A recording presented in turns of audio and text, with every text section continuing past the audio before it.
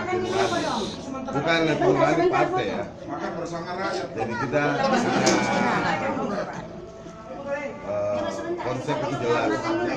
Berubah pola pikir pragmatis menjadi hati-hati. Pemilih yang pragmatis menjadi hati-hati. Kita tahu banyak pemilih pragmatis juga di apalagi Sulawesi Selatan.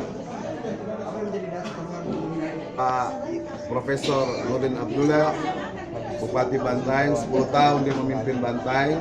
Tadi ada penjelasan dari calon wakil bupati, calon wakil gubernur yang mendampingi Pak Nurdin nantinya.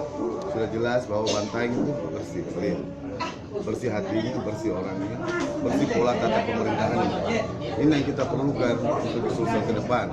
Kita perlu Sulsel yang bersih, baik dari kepemimpinan, baik dari kotanya sendiri, maupun dari orangnya sendiri. Itu yang kita menarik kita untuk relawan sejana bekerja untuk Pak Nurdin Abdullah. 4 kabupaten kota. Sekarang saat ini saya memperbaiki infrastruktur dulu, posko dulu saya bentuk, habis itu infrastrukturnya kepengurusan, target sampai 12 bulan 12 untuk 24 kabupaten kota sudah terbentuk. Sebanyak-banyaknya, kalau bisa relawan kita sebanyak-banyaknya. Tapi